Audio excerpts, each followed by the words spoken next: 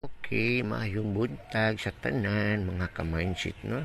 Atong surbihon ni unsay sitwasyon diri sa gawas gani sa DRMC sa Tagum City. Kung unsay sitwasyon diri sa buntag sayo no. Atong baktas-baktason hinay-hinay kung unsay makita nato na ikatabang diri sa Tagum na malimpyo no.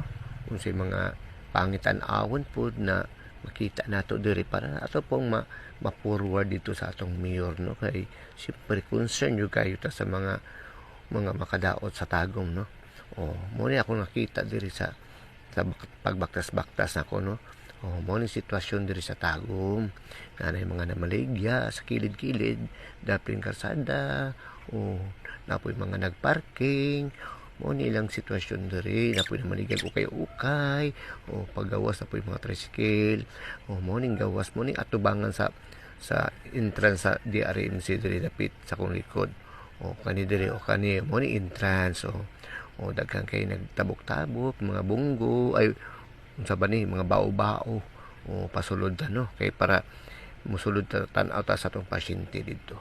Okay, daghan salamat.